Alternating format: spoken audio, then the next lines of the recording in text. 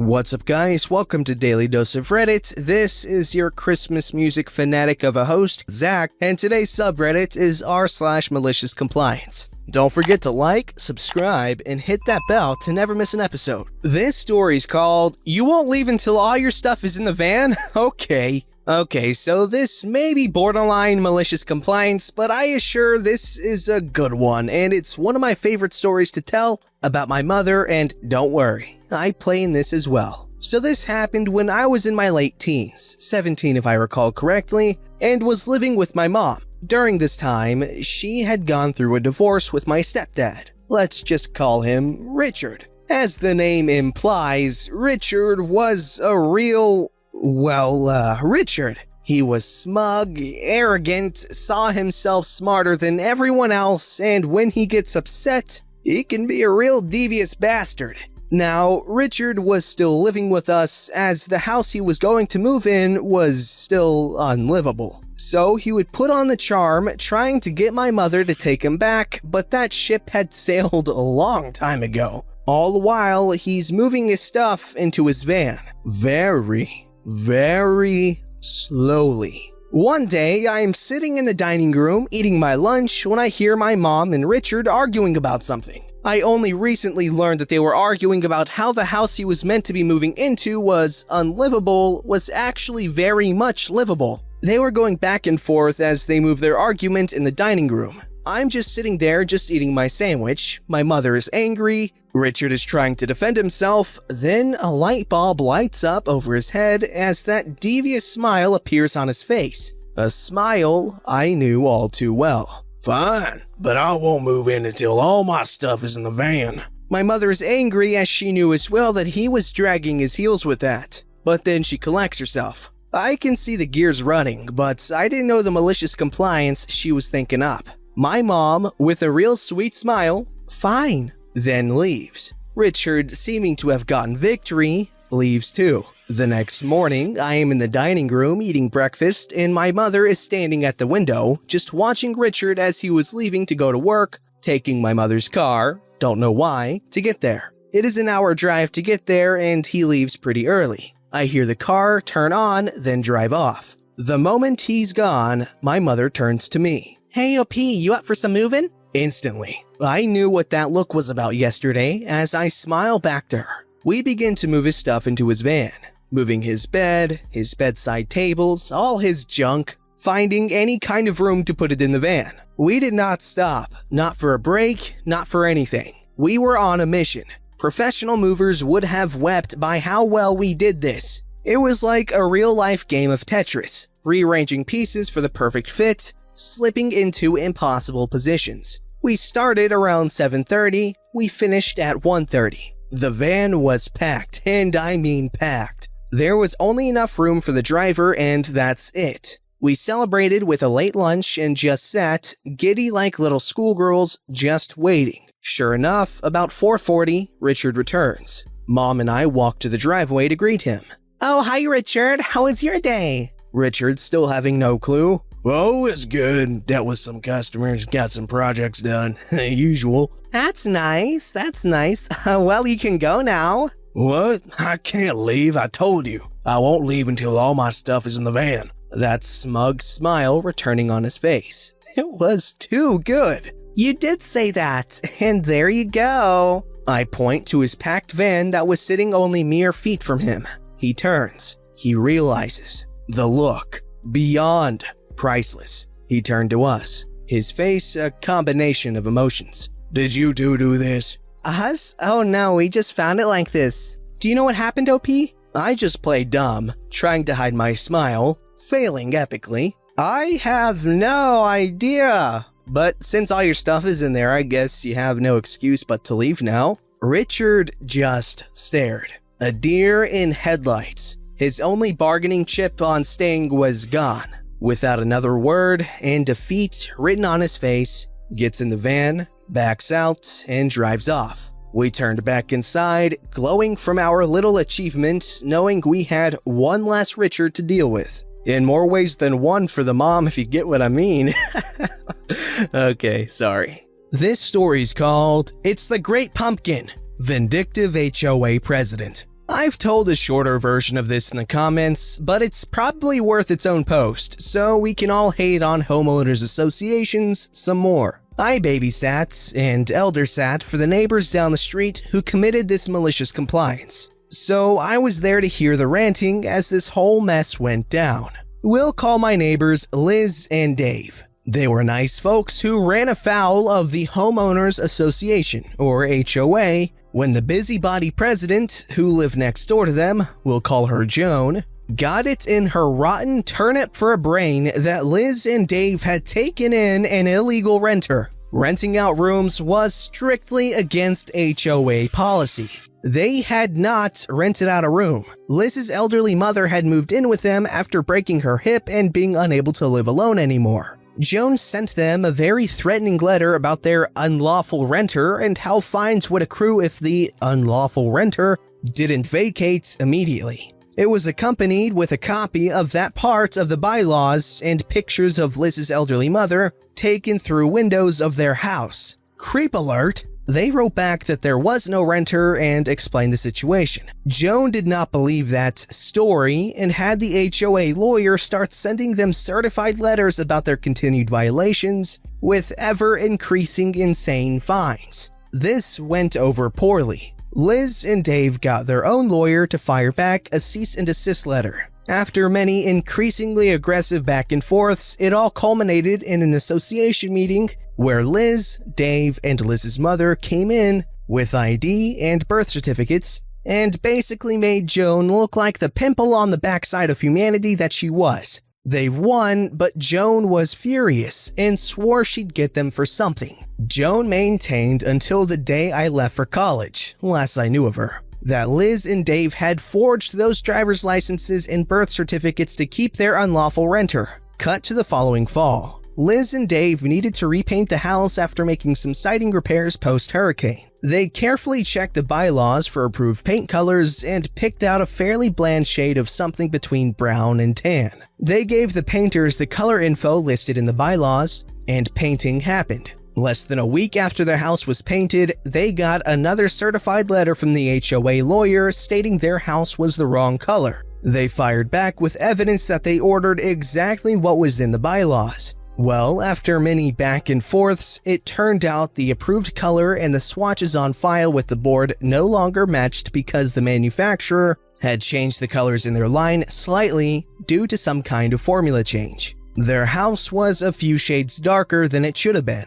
See, the bylaws listed the manufacturer color info for convenience, but the shades actually had to match the official swatches you could have theoretically borrowed from the board and gotten color matched. Nobody ever did that, but Joan was out for blood after the unlawful renter and forced them to have to repaint. Liz and Dave were taking no chances on the second try. They got the swatch set from the HOA.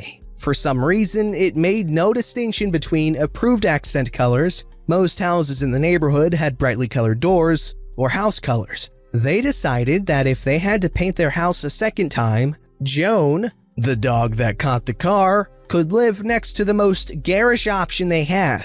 It was pumpkin orange. The painters asked multiple times if they were sure. They were very sure. You couldn't see the orange from inside, but you sure could from next door. Joan made many attempts to object to this, but it was within their letter of the HOA rules, and the house stayed orange until long after I moved away. By the way, guys, I'm very sorry if my pronunciation might sound a little weird. It's just my tongue is very stiff right now, and I'm trying to work around it, but just in case, I'm letting you guys know I'm not like bugging out or something. Anyways, regarding the story, I don't understand the principle behind HOA. Like, you own your house, you should be able to do whatever you want with it because it's your house. Just the idea just really annoys me because it's my property. You can't tell me what to do with my own property unless you're government. In which case, I guess you can due to the whole social contract thing. But still, HOA, back off.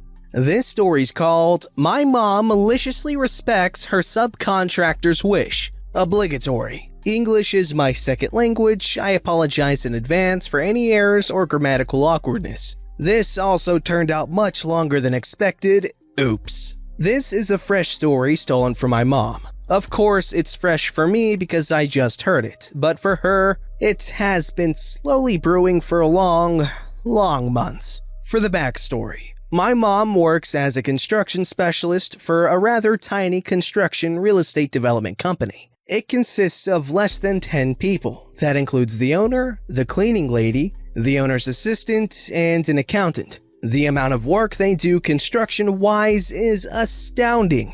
But they don't hire any crew. They only get subcontracted until the project is finished. She creates detailed cost estimates, files tender offers for public projects, hires subcontractors, participates in bids, the list goes on. She has made everything work smoothly. Since my dad and her ex-husband hecked off decades ago, and she never had anyone to help around the house, she often offered some small side jobs to her subcontractors. Broken window, the door needs fixing, faulty plumbing, no need for any pesky, crappy husband. One of the hired crew guys will be happy to help after work for a fair, regular customer rate, plus some home-cooked dinner, coffee, and work-related gossip. Since construction isn't a very stable business around here and the projects ended sooner or later, there was a considerable rotation of these guys at our home over the years. The episode leading to Malicious Compliance started about 2 years ago.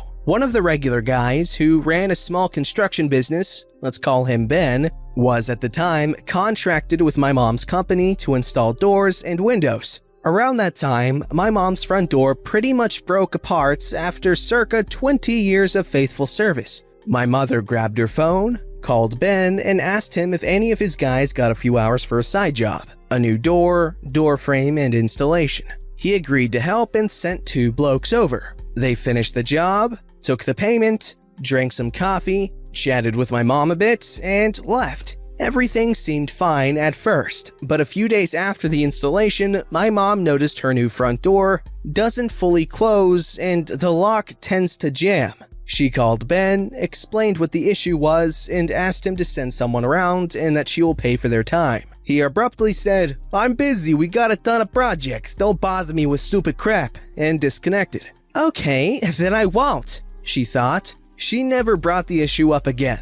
She fully understood how incredibly busy this man must be. So many projects, so little time. The next construction project started for her company. She remembered the poor, overworked, busy Ben, so she hired a different company for the installation of the doors and windows. And for the next project, and another one, and the following one, and the one after that one too. About a month ago, she got a call from a familiar number while at work. "Hello, company name, Hannah Malicious speaking." Oh, hello. Good afternoon, Mrs. Hannah. How you doing? I know it sounds a bit weird, but we use a Mr. or Mrs. title and the first name when someone is familiar in a professional setting. Like a coworker, but not exactly someone personally close. I kept it so that Eastern European aesthetic doesn't fully die in translation.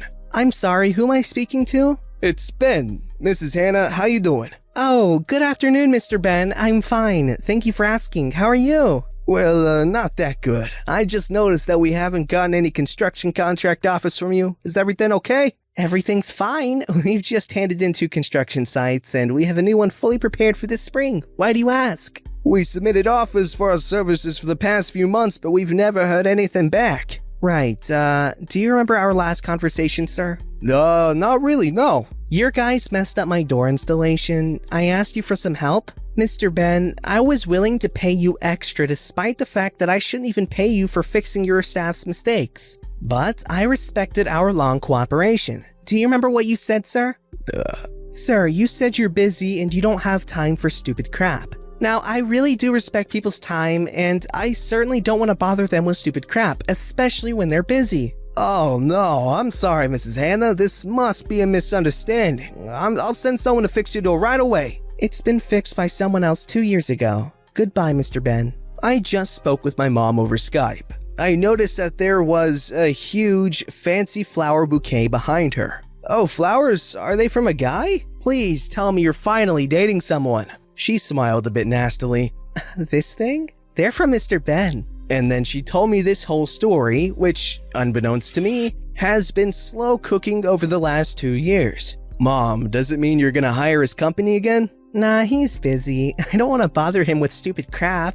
Oh, Mr. Ben, you done messed up. Also, tons of respect for the Redditor's mom here because, she stuck to it and obviously has seen some level of success in what she does. Single parents, it's a tough job, alright? Being a regular parent is hard enough as it is. So being a single parent where you have to take care of your kids and also provide for them at the same time, sounds like a lot. But good job if you are one of those single parents. This story's called, Fine, Take Your Damn Battery.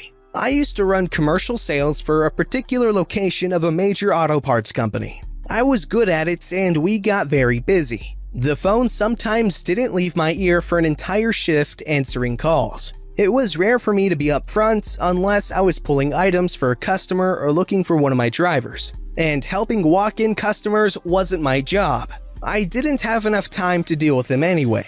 This led to me being the manager who throws people out, because they knew I wanted to get back to my desk in the back to do my work, especially during the afternoon when we got busier. One day I'm on the phone with one of my best customers, and he's placing a huge order. The kind of order that will require my guys to make 2 trips to get him everything and 2 motors that we needed to have an actual truck schedule delivery for. I'm in the middle of this order, and I hear my least favorite words screamed from the front in the most Karen voice I have ever heard. Get me someone who knows what they're talking about. Get me a manager. Now, the shift lead was busy helping customers as well. The store was slammed, and the store manager was on his lunch. I was the most senior member there, but I was management in a different department. Technically not my job. So the kid helping her comes back, says that the shift lead told him to ask me because of how busy they are. I tell him I can't right now and that it's the shift lead's responsibility. Where they were, if I tried, I could hear the conversation, and I caught bits and pieces.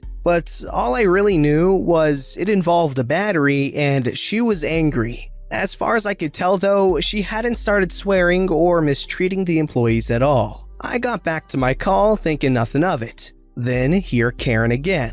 You're even stupider than the first kid. Of course, I prepared for what was next. The shift lead comes back and practically begs me. I got the all clear from my client to put him on hold for a minute to go deal with it. Walking out, I'm sure my face didn't hide how angry I was. It went as follows. What do you need? A battery for my husband's car. He asked me to pick it up and your employees aren't helping. Did he order it for pickup? No. What kind of car? Honda. Honda what? What year? What engine? I don't know. What can you tell me about it? It's a Honda and it's green. Then we can't help you.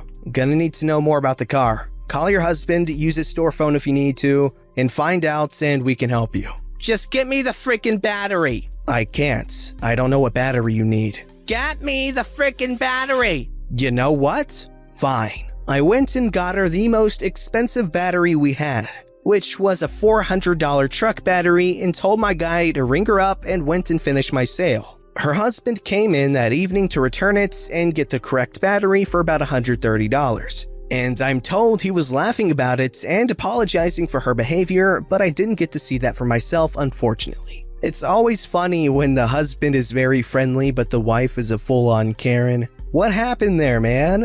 Don't forget to like, subscribe, and hit that bell to never miss an episode.